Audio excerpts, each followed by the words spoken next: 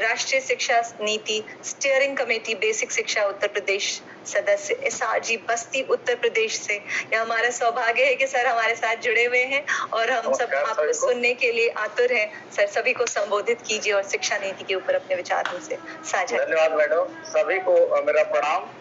आज के इस नई शिक्षा नीति के कार्यक्रम में जुड़े कार्यक्रम के मुख्य अतिथि आदरणीय हमारे बस्ती डाइट के प्राचार्य सर,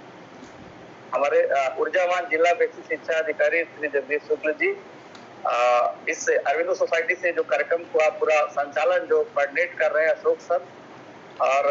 शिखा मैडम, आपको विपिन सर, अश्विनी जी और आपकी पूरी टीम जो काम कर रही है इस कार्यक्रम को लाइव करने में, उन सब का, और हमारे जनपद ही नहीं पूरे देश और प्रदेश से जुड़े हुए हजारों की संख्या में जो शिक्षक इस कार्यक्रम को यूट्यूब पे लाइव देख रहे हैं, उन सभी को मैं प्रणाम करता हूँ और इस कार्यक्रम में हार्दिक स्वागत करता हूँ। मैम, जैसा कि आप सभी ने बताया कि ये जो शिक्षा नीति है, आपकी ही बातों से कनेक्ट करते हुए मैं अपनी बात रखूंगा। ये राष्ट्रीय शिक्षा नीति 2020 ये ग्लोबल सिटीजन की बात करती है। ये ग्लोबल सिटीजन क्या होते हैं, इनको तैयार करने की जिम्मेदारी, चूंकि मैं एक शिक्षक हूँ और प्राइमरी कक्षाओं को पढ़ाता हूँ, तो मेरा अभ्यास है कि मैं अपनी बात को बहुत आसानी से कहने का प्रयास करूंगा कि कम से कम पढ़ा लिखा व्यक्ति भी इसको समझ जाए, छोटा बच्चा भी समझ जाए, और जो विद्वान है उनकी बात ही कुछ नहीं है। तो ये ग्लोबल सिटीजन जो शब्द आया है, इसमें ग्लोबल सिटीजन तैयार करना है। वो क्या है ग्लोबल सिटीजन, वो कैसा है, उसके अंदर क्या खूबियां होनी चाहिए। दूसरा जो शब्द आया है कि SDG 2030 के लिए नागरिक तैयार करना, उसकी जो SDG सरकार ने गोल्स निर्धारित किया 2015 में, जो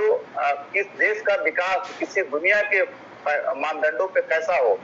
अपने देश का, वो जो मानदंड निर्धारित किए, उस मानदंडों की प्राप्ति हमारी शिक्षा व्यवस्था कैसे करे, इसके लिए जो एक कमेटी बनाई गई भारत सरकार ने, विद्वानों की पूरी उसमें फौज थी, पूरी एक टीम थी, जो भारत ही नहीं दुनिया भर के अलग अलग देशों में बैठे हुए विद्वजनों ने अपना उसमें इनपुट दिया, और वो नीति 29 जुलाई लगभग एक साल पहले 2020 को भारत सरकार द्वारा जारी की गई। मैं सौभाग्यशाली हूँ कि मुझे उसको उत्तर प्रदेश में जब इम्प्लीमेंट करने की बात आई, तो उत्तर प्रदेश सरकार ने मुझे उस इम्प्लीमेंटेशन कमेटी में रखा कि बेसिक एजुकेशन में कैसे चीजों को इम्प्लीमेंट किया जाए, और उत्तर प्रदेश सरकार हमारी उसमें काफी गंभीरता से काम कर रही है। एक एग्जाम्पल के साथ आपको बात करूंगा, क्योंकि आपके वक्ता उसकी अलग अलग विशेषताओं पे बात करेंगे, मुझे उस पर नहीं अपनी बात रखनी है। मैं उत्तर प्रदेश के संदर्भ में हमारे जो शिक्षक साथी जुड़े हैं, केवल 2 बातों पे अपनी बात रखूंगा। एक तो अभी आपने देखा कि मुश्किल से 15 दिन पहले भारत सरकार ने एक कार्यक्रम चलाया, निपुण भारत। ये निपुण भारत क्या है, मैं इस निपुण भारत पे अपनी बात रखना चाहूंगा। और दूसरी जो सबसे इम्पोर्टेंट चीज है, क्योंकि इस कार्यक्रम से अभी जितने भी लोग जुड़े हैं वो कहीं ना कहीं हमारे शिक्षक हैं, तो हम शिक्षकों के बारे में बात करेंगे कि यह नीति हमारे टीचर्स के बारे में क्या कहती है, उनके प्रोफेशनल डेवलपमेंट के बारे में क्या कहती है, उनके प्रमोशन के बारे में क्या कहती है, उनके सैलरी इंक्रीमेंट, क्योंकि इसमें बड़ा इंटरेस्ट होता है कि लोगों के कैरियर डेवलपमेंट कैसा हो रहा है इस नीति के तहत। मैं इस पे अपनी बात रखूंगा। तो पहले मैं बात करूंगा निपुण भारत पे, जो इस कार्यक्रम का एक महत्वपूर्ण हिस्सा है। और निपुण भारत व्याख्यायित करता है, जब यह नीति कहती है कि हर बच्चे को अर्ली न्यूमेरेसी और लिटरेसी, प्रारंभिक साक्षरता और गणितीय ज्ञान, अंकीय ज्ञान कराने की जिम्मेदारी, क्योंकि अपने देश में अक्सर ये देखा जाता है, अक्सर अखबारों की कतरने ऐसी खबरें बनती हैं कि कक्षा 5 का बच्चा 2 अंकों का जोड़ नहीं कर पाया, या किसी ऊपर क्लास का बच्चा नीचे की चीजों को नहीं बता पाया। तो सरकार को लगा कहीं ना कहीं ये जो गैप्स है, उनके पीछे जो भी कारण है वो अलग इशू है, बट इस गैप को खत्म करना है और बिल्कुल योजनाबद्ध तरह से खत्म करना है, योजना बना के समाप्त करना है। इसके लिए सरकार ने अर्ली न्यूमेरेसी लिटरेसी पे एक कार्यक्रम घोषित किया, जिसको भारत सरकार ने निपुण भारत नाम दिया। निपुण कोई हिंदी का शब्द नहीं, बल्कि उसका भी डिस्क्रिप्शन है, वो अंग्रेजी के 5-7 शब्दों से मिलकर बना हुआ। अब मैं जो बात कहना चाह रहा हूँ ये है कि भारत सरकार ने जिस कार्यक्रम को 1 महीने 15 दिन पहले लॉन्च किया है नीति के संदर्भ में, उत्तर प्रदेश की सरकार ने इस कार्यक्रम को 2 साल पहले यूपी में लागू कर दिया।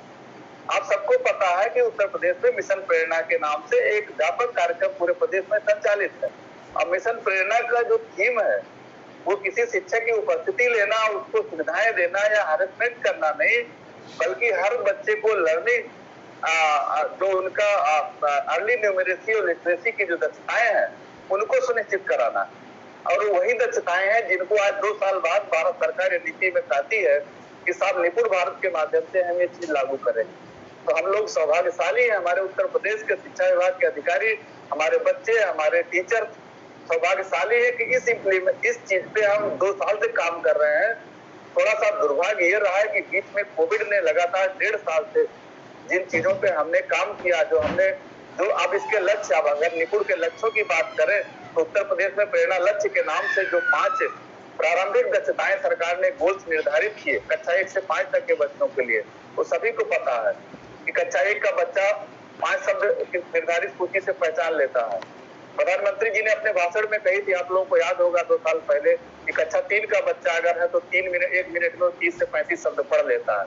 आप लोग सोचिए कि प्रधानमंत्री जी के भाषण को हम लोग पहले से अपने प्रेरणा लक्ष्य में इम्प्लीमेंट करके चल रहे हैं। हम मानते हैं कि जो है कक्षा 3 का जो बच्चा हो 1 मिनट में 30 शब्द पढ़ लेता है, ये पढ़ लेना चाहिए। अगर नहीं पढ़ पा रहा है तो हमें उस पर काम करने की जरूरत है, उसको सिखाने की दूसरी गतिविधियों को, दूसरे तरीकों को अपनाने की जरूरत है। इस तरह से जो निपुण भारत कार्यक्रम है वो उत्तर प्रदेश में पहले से ही चल रहा, हमारा जो मिशन प्रेरणा के अंतर्गत जो कार्यक्रम है उससे बिलोंग करता है। और अभी भारत सरकार की जो उसमें एडवाइस है, जो उसमें सुझाव है, जो उनके नए कार्यक्रम निपुण भारत के साथ लॉन्च किए जा रहे हैं, हम और हमारे जैसे उत्तर प्रदेश में लाखों शिक्षकों की टीम कृत संकल्पित है उस चीज को जमीन पर लागू करने के लिए, कि हम कैसे अपने बच्चों को इन 2 महत्वपूर्ण चीजों में जो अर्ली न्यूमेरेसी है, लिटरेसी है, उस पर कैसे सुनिश्चित करें। ये उत्तर प्रदेश सौभाग्यशाली है कि इसको सुनिश्चित करने के लिए हमारे स्टेट ने, जो देश के दूसरे राज्य शायद अभी 1 साल बाद डेवलप कर पाए, हमने प्रेरणा लक्ष्य और 14 से 16 दक्षताओं की एक सूची, जिसको प्रेरणा सूची नाम दिया, उत्तर प्रदेश के हर स्कूल के हर क्लास में पहुंचा दिया। आप किसी स्कूल को विजिट करें तो हमारी हर कक्षा में वो प्रेरणा सूचियां, जो लर्निंग आउटकम्स हैं, जो दक्षताएं हैं, वो चिपकी हुई हैं, और उनको ट्रैकिंग करने के लिए कौन से बच्चे को कौन सी दक्षता आती है या अचीव कर पाया नहीं कर पाया, उसको ट्रैक करने का तरीका भी बताया हुआ है। फॉर एग्जाम्पल, अगर एक बच्चा 2 अंकों का जोड़ कर लेता है तो हमारा क्लास का टीचर गणित पढ़ाने वाला उसके जो कॉलम लिखा होता है बच्चे के नाम के नीचे लिखता है कि इस बच्चे को 2 अंक के जोड़ की दक्षता हासिल है। तो इस तरह से और भी अपडेट करते हुए हमारे सरकार ने अपने शिक्षकों को ट्रेन करने के लिए उन दक्षताओं को कैसे हासिल करें, उनके प्रोफेशनल डेवलपमेंट के लिए आधारशिला जाना कसौड़ शिक्षण संग्रह के नाम से 3 हस्तपुस्तिकाएं भी विकसित करी। और वो हस्तपुस्तिकाएं विकसित नहीं करी बल्कि फिजिकल प्रिंट फॉर्म में उत्तर प्रदेश के 5 लाख से अधिक शिक्षकों के हाथों में पहुंचा दिया। हमारे शिक्षक उसको पढ़ रहे हैं, उससे सीख रहे हैं। 18 बेस्ट तकनीकों की बात करी जिनसे हम इन दक्षताओं का डेवलपमेंट बच्चों में कर सकते हैं। साथ ही साथ और बच्चों को पढ़ना सीखने के लिए कोविड के दौरान आपने देखा कितना ऑनलाइन कार्यक्रम कितने ज्यादा थे। इस दौरान सरकार ने क्या किया कि हमारे शिक्षक साथियों को ऑनलाइन ट्रेनिंग देना शुरू किया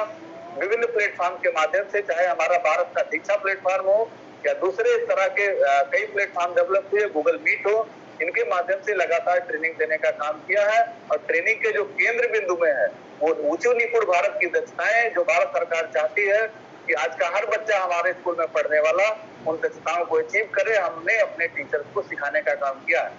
और अनवरत कर रहे हैं। तो एक चीज जो इस नीति का महत्वपूर्ण हिस्सा है कि निपुण भारत के अंतर्गत जिस चीज को लाया गया कि बच्चे को लर्निंग उनकी जो है गणितीय दक्षताएं और जो है उनकी साक्षरता,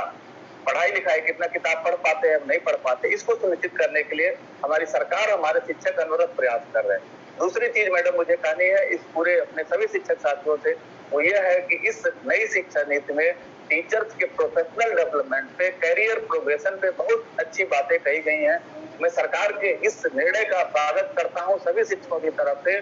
कि इस नीति में स्पष्ट कहा गया है कि हमारा कोई शिक्षक अपने बच्चों के साथ अपने सोसाइटी में अगर उत्कृष्ट प्रदर्शन करता है तो नई शिक्षा नीति के अंतर्गत उस शिक्षक को, जो अभी ये माना जाता था कि अगर एक टीचर असिस्टेंट टीचर के रूप में भर्ती हुआ और रिटायर हो जाएगा हेड टीचर के रूप में, जिंदगी भर में 1 प्रमोशन उसको मिलता था या ज्यादा से ज्यादा 2 मिलता था, कई लोगों को 1 भी नहीं मिलता था। लेकिन इस सरकार ने नई शिक्षा नीति में सुनिश्चित किया है ये कहा है कि अगर टीचर अच्छा काम करता है तो उसको केवल हेडमास्टर नहीं बल्कि जिला स्तरीय प्रशासक के पदों पे जो मंत्रालय है उसमें अधिकारियों के पदों पे डाइट्स और बाइट्स में ट्रेनर्स के रूप में, प्रिंसिपल्स के रूप में भी उनका प्रोफेशनल उनका एस्टेब्लिशमेंट किया जाएगा। तो एक बड़ी बात है जब इस सरकार ने शिक्षकों के प्रमोशन के लिए, उनको आगे बढ़ाने के लिए भी एक प्लान दिया है। मेरे ख्याल से हमारे सभी शिक्षकों के लिए बहुत अच्छी बात है, बहुत खुशी की बात है। तो हमारे शिक्षक साथी इस लक्ष्य को जो सरकार ने बनाया है, उनके लिए सुविधा दी है, मैं निवेदन करता हूँ कि आप लोग ऐसा कुछ करें कि आपके लिए जो पद सरकार बना रही है उन पदों पे आप पहुंच पाए और अपने शिक्षा विभाग का गौरव, अपने जो अपना खुद का सम्मान आप मेंटेन कर पाए। साथियों, मैं अपनी इन्हीं दो बातों के साथ इसलिए खत्म करूंगा अपनी बात, क्योंकि हमारे बहुत सारे वक्ताओं को अपनी बात रखनी है। बातें तो इतनी है कि दिन भर यानी कि बोला जाए, क्योंकि मैंने उसको काफी अध्ययन भी किया है, मैं उसका मेंबर हूँ, तो कई बार बैठकों में मुझे अपने सुझाव देने होते हैं कि आगे इम्प्लीमेंट कैसे हो। फिर कभी आप लोगों के साथ जुड़ूंगा तो अपनी बातें अन्य विषयों पर रखूंगा। अभी ये दो जरूरी चीजें थी, मुझे लगा अपने टीचर साथियों के साथ इस पर बात करनी चाहिए। मैं इन्हीं शब्दों के साथ अपनी बात समाप्त करता हूँ और निवेदन करता हूँ कि सभी शिक्षक साथियों से कि हम लोग अपने बच्चों का जो निर्धारित लर्निंग आउटकम है, उनकी कक्षा और आयु अनुरूप उसको सुनिश्चित करने के लिए अपना जी जान लगा दें। और भारत देश की जो शिक्षा व्यवस्था, जो भी सर ने कहा, अशोक सर ने शुरू में कहा कि हमारे देश में चाणक्य हम लोगों का आदर्श होना चाहिए, गुरु चाणक्य, जो ऐसी बातें जो बोल के चलेंगे जो आज के समय में भी पूरी तरह प्रासंगिक है और उसको अपने जीवन में अप्लाई करने वाले लोग पूरी तरह से सफल है। हमें ऐसे गुरु के रूप में अपनी पहचान बनानी होगी। मैं आज के इस कार्यक्रम में मुझे बोलने का अवसर देने के लिए पूरे अरबिंदो सोसाइटी की पूरी टीम को मैं धन्यवाद देता हूँ। धन्यवाद। बहुत बहुत धन्यवाद सर, आपका, आपके संबोधन के लिए, प्रेरणादायी संबोधन के लिए ऊर्जा भर दिया आपने पूरे इस विशेष वेबिनार में। और अब समय है